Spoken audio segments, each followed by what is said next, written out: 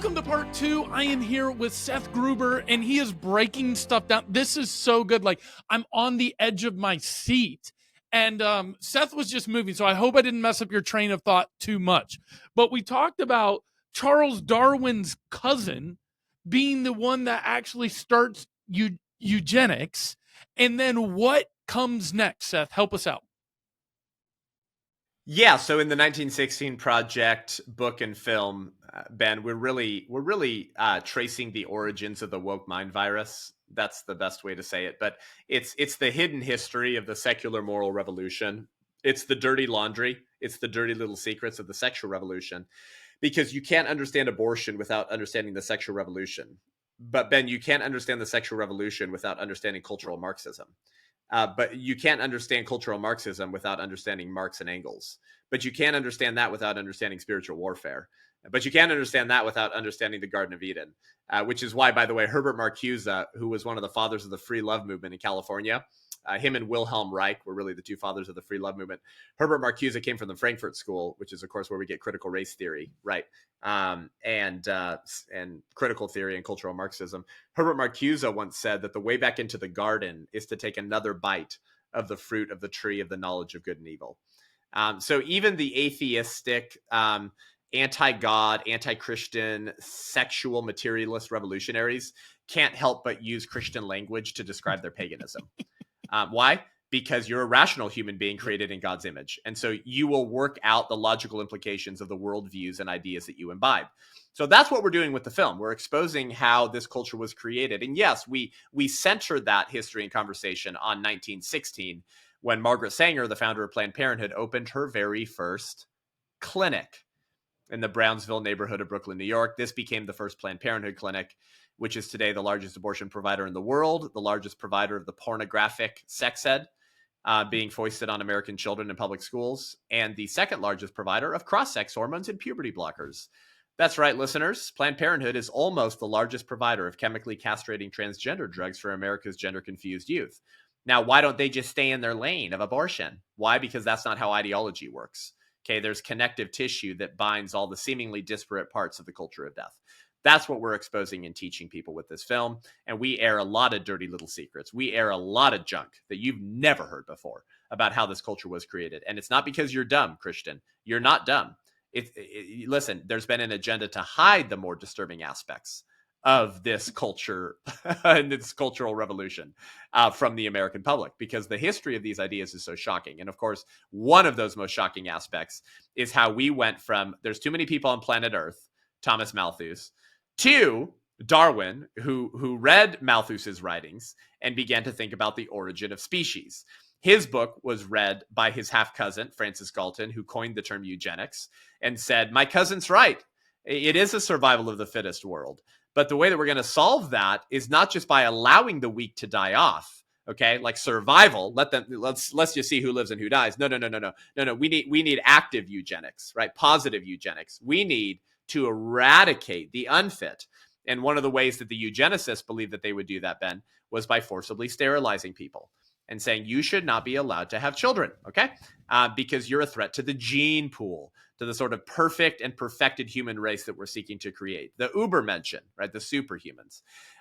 Well, Galton had a protege, Ben, who he raised up and mentored, named Havelock Ellis. We have evidence of pen pal letters between these two people.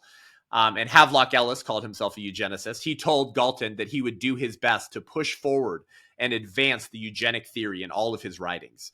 And Havelock Ellis wrote over 100 books on every weird form of sexually experimental actions.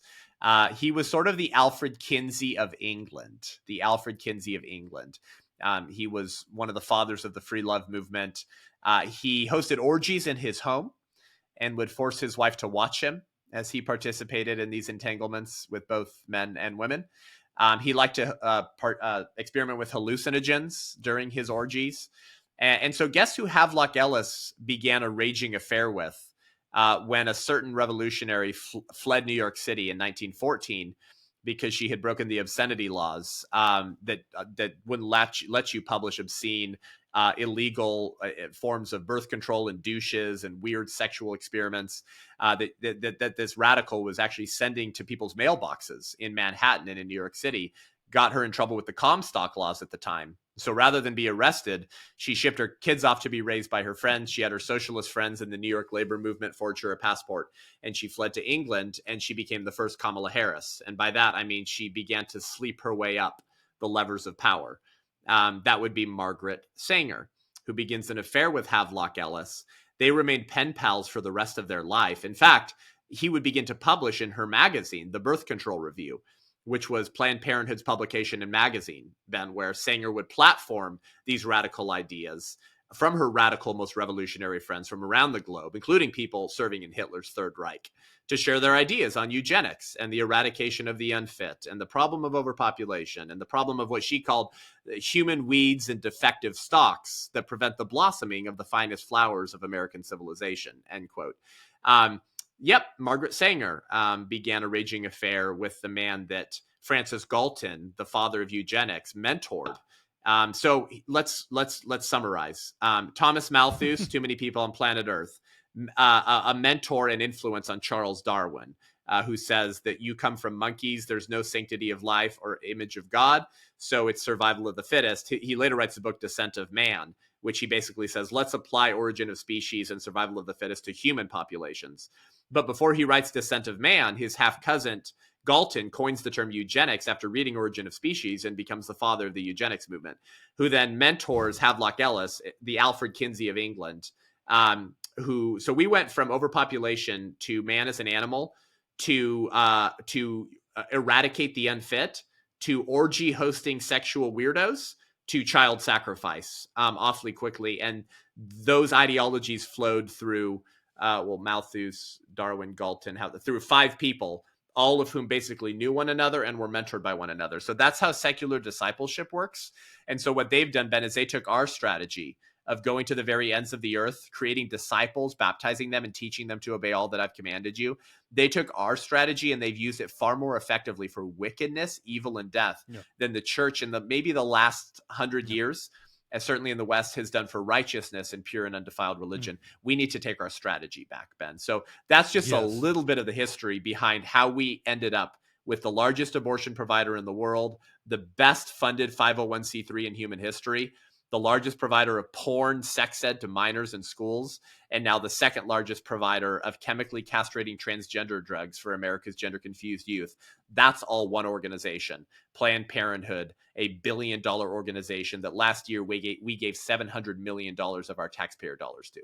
I like when you get to the end of this, and it is essential that you go and watch the 1916 Project. Once you're done with that, it's essential to go and get Seth's book. If you want to know what's going on, you need to read it. And if you don't want to know what's going on, I'm just going to say this very directly. You are a bad parent or a bad grandparent. You cannot lead your children and grandchildren if you don't know what's going on. And you were talking, I was listening to something where you were talking about the sons of Issachar the other day. I don't know if that was 1916 or something else, Seth, but the sons of Issachar knew how to discern the times. So they knew what Israel ought to do. Like what we're doing is going like, I'm not much into history, whatever. No, you need to go and watch 1916 Project. You need to go and read the book, and you need to equip yourself. This is why we're here every week. Watch the Biblical Worldview show. You know what? And if you want more of this, like Seth's got a podcast even where he does this stuff all the time. We're honored to have him with us today. LGBTQ, gender non-conforming, LGBTQ, transgender, LGBTQ plus people. Happy Pride, everyone. Right now, our culture is struggling to determine what is a man, what is a woman, and what is God's purpose, plan, and design for marriage? Gender is a socially constructed concept. Bills restricting the rights of LGBTQ plus people. Why are we telling kids that boys and girls aren't real? Americans believe that everyone should live the life they love. People are afraid to be a child in this district because you're gay. of the greatest advice is God's truth from the Bible. And when we discover what the creator of the universe says, we can know what the creator wants us to do. So we're in the middle of making a resource called Lies Aren't Love, to turn people's hearts back to the truth, to call the good good and the evil evil. And really, isn't it true that real love speaks what is true?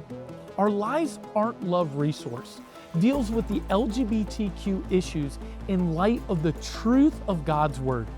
It's not a resource that is unkind in any way, but rather with patience and kindness approaches what the Bible says and how we can patiently and lovingly speak that truth to those we disagree with.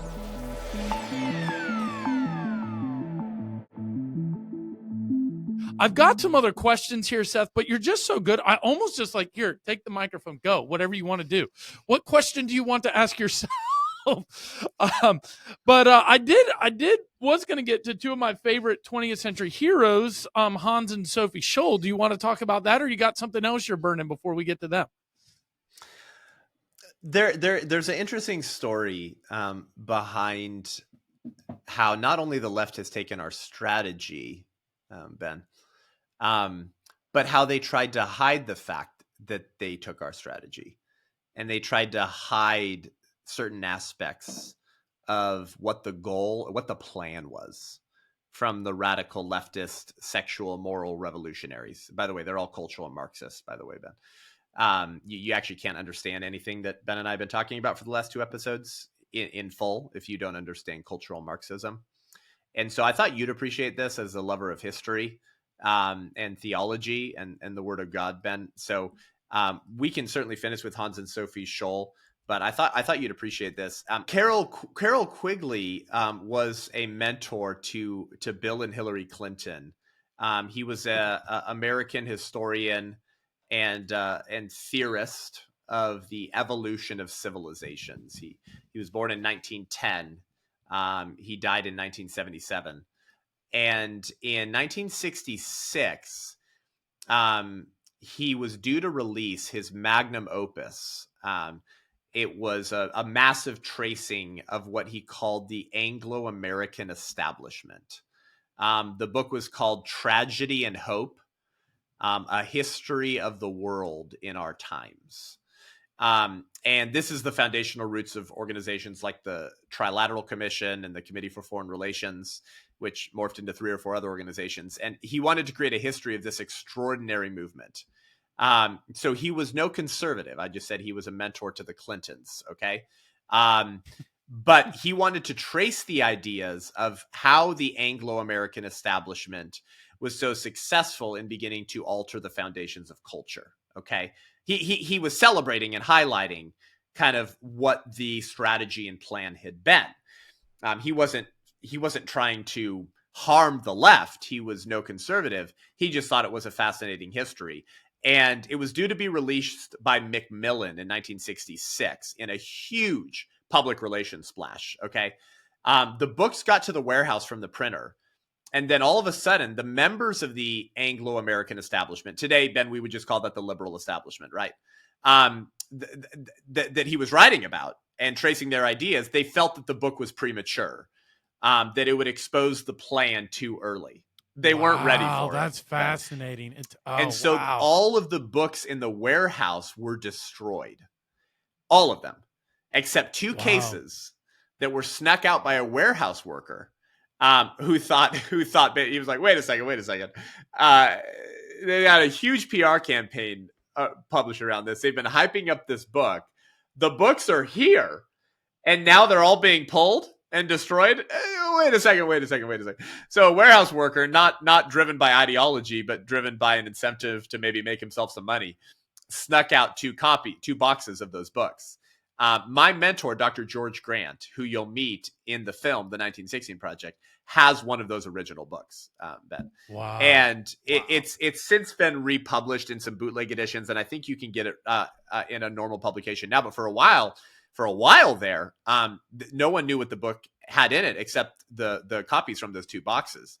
And so there's nothing particularly crazy or incendiary about it. It's not like some like, QAnon kind of thing. It's a relatively straightforward history of how the cultural Marxists, Ben, decided that instead of barricades in the street, burning down Minneapolis and Ferguson, instead of setting up a police-free zone in Seattle called Chaz Chop, a better strategy would be to capture the robes of academia, the robes of the university, Yes. the robes of the clergy, the robes of the scientific organizations. And in his book, Ben Quigley traces the ideas of the Anglo-American establishment that he was writing about to the ideas of Gramsci, Antonio Gramsci, from whom we get the phrase, the strategy of the robes, okay? Gramsci These would be people are the considered hands and feet of the devil, Seth. well, just wait, we're getting there. Gramsci would, of course, become kind of the father of cultural Marxism, and his prison letters. He went afoul of Mussolini and spent the rest of his life in prison. And Gramsci's prison letters kind of become the basis for the creation of the Frankfurt School. Okay, and the Frankfurt School would be the beginnings of critical race theory and cultural Marxism as we know it. But some of the founders of the Frankfurt School, Ben, they feared Hitler because some of them were German Jews. And so they moved the Frankfurt School to Columbia University in New York City. And they became the fathers of the radical hippie movement and the radical yippie movement. They later became tenured professors at American universities. And so put the culture of death and sexual revolution on steroids. One of the members of the Frankfurt School, I already told you about earlier. His name is Herbert Marcuse, who said the way back into the garden is to take another bite of the fruit of the tree of the knowledge of good and evil. Herbert Marcuse, Ben, later mentored Angela Davis, an anti-white racist. She's a bitter old black woman in her 80s. Who's been espousing critical race theory since before it became infamous on the right. And she's a bitter, angry old Marxist who's still alive today. Angela Davis then mentored who, Ben?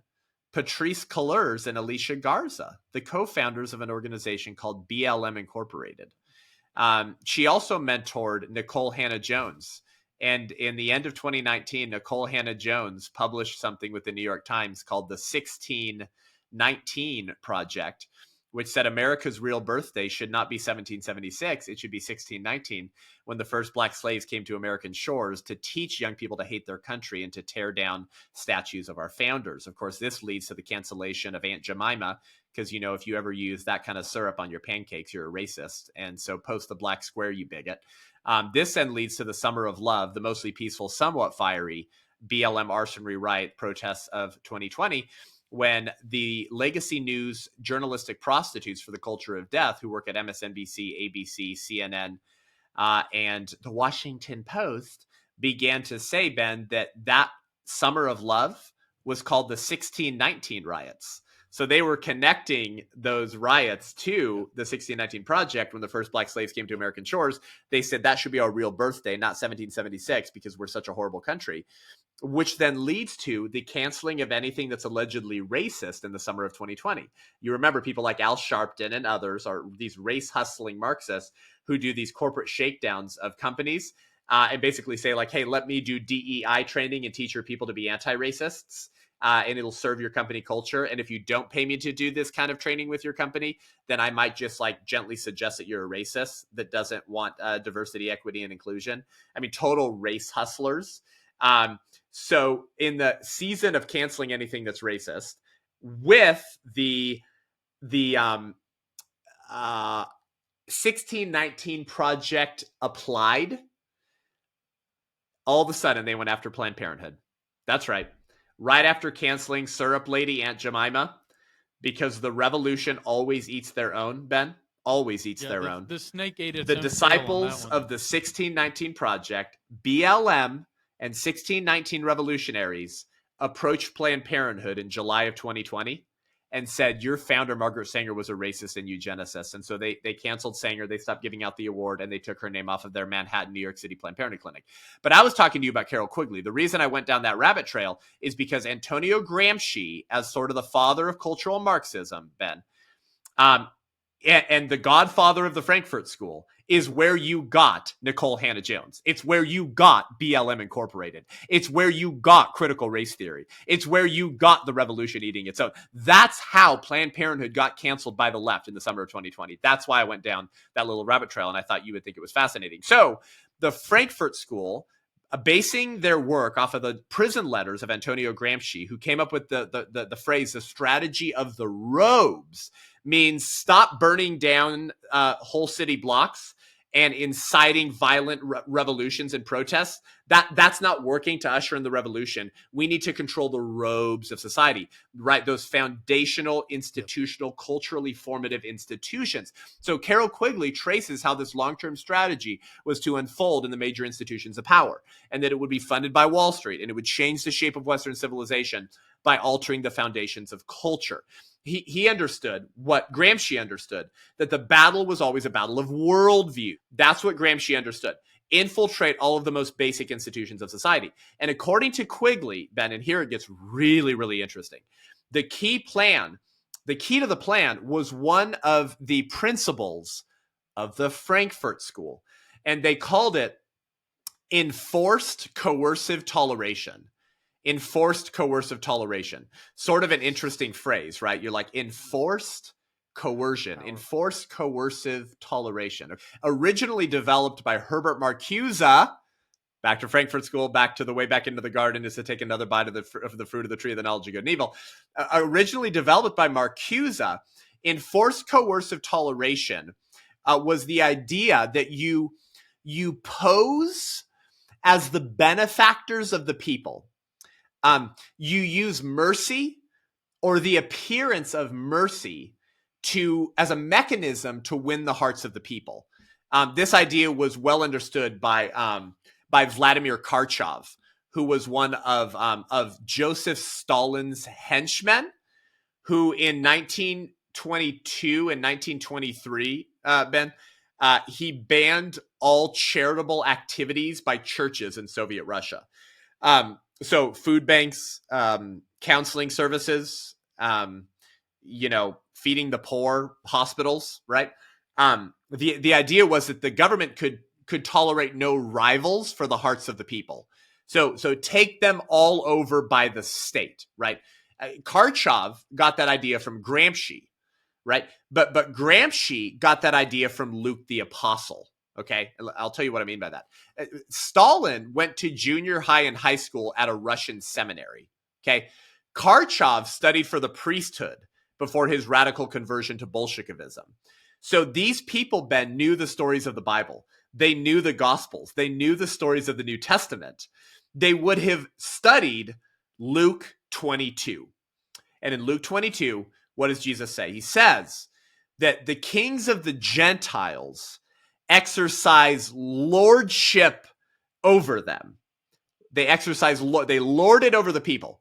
And those in authority over them, they call themselves, what, Ben? They call themselves benefactors. But Jesus says, but not so with you. What's that? I gotta look that up. This is Luke 22. Luke 22, 25 through 27. Because I remember Jesus that says, when you said it, I'm like... He says, but not so with you. Rather, let the greatest among you become as the youngest, and the leader as the one who serves. For who is the greatest? The one who reclines at the table or the one who serves? Is it not the one who reclines at the table?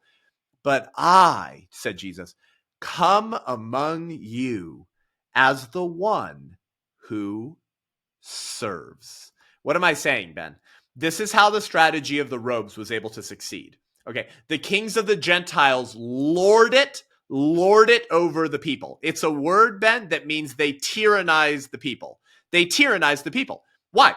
It's because they pose as the benefactors. They're the ones that write the stimulus checks. They're the ones who, if you have Medicaid, make sure you get your free COVID shot. They're the ones who take care of you in times of crisis. And you've always got to have a crisis. Save your democracy. Ben. Yeah, you've always got to have a crisis, right? In order to create that ongoing dependency. It's the same with abusive relationships. You have to create fear and dependency simultaneously. Fear and dependency. Did you see fear and dependency simultaneously? And so through the use of this sort of abusive benefactor pose, the control is exercised. But Jesus says, Ben, that's not the way it's supposed to be for you. Don't play that game. I come among you as the one who serves. The lords of the Gentiles, the kings of the Gentiles, they lord it over the people. They pose it, they call themselves the benefactors. But I come among you as the one who serves. Don't play that game. You actually serve, church. You actually care.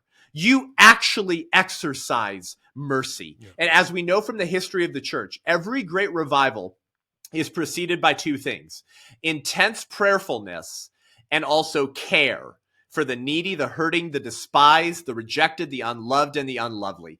They counterfeited a biblical strategy and used it more effectively for wickedness and the culture of death than the church in the West has over the last 100 years for righteousness and pure and undefiled religion. They took our strategy, Ben, and commandment and flipped it upside down for wickedness.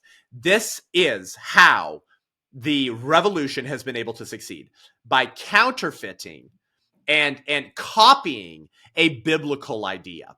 That is the strategy of the ropes. That's enforced coercive toleration. That's the strategy that Carroll Quigley was seeking to trace as he celebrated its efficiency in a book called Tragedy and Hope, due to be released in 1966 by Macmillan, that was canceled and pulled off the shelves and all the books destroyed because the members of the cultural Marxist Frankfurt School cultural revolutionaries said, that's too early. We don't want the plan to be exposed too early.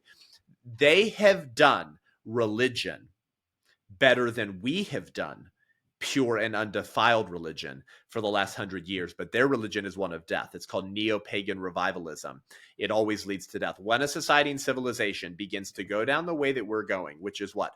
Hypersexualization, sexualization of children, and child sacrifice, societies do not come back from that trajectory, Ben. In fact, I'm not aware of a civilization in antiquity that had the fruits of Christendom, walked away from it for sexual liberation and child sacrifice, and then found their way back to the fruits of Christianity before they were taken over by pagan hordes. When a society goes down the way that we're going, historically, they don't come back from it. Okay, they lose their civilization and society forever, or they're taken over by another country. In his 1923 shocking book, Sex and Culture, J.D. Unwin looked at every civilization over a 5,000 year period and found a 100% correlation between sexually monogamous cultures with a high emphasis on marriage and family and cultural advancement, and a 100% correlation between sexual liberation and freedom and craziness and cultural decline. You don't even have to be a Christian to talk about this or acknowledge this. We have Christian explanations for all of this, of course, right? We have theological explanations for all of this, Ben, and I'm happy to get into that.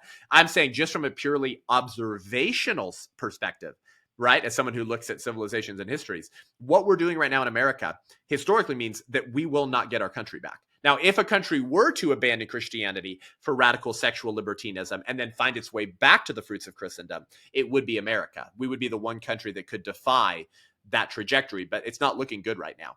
And so everything we're doing with the book and the film and the ministry at the White Rose Resistance, Ben, is to reawaken the blood-bought bride of Christ, to take her strategy back, to rebuild Christian resistance in America before it's too late, and maybe give God a reason to show America mercy.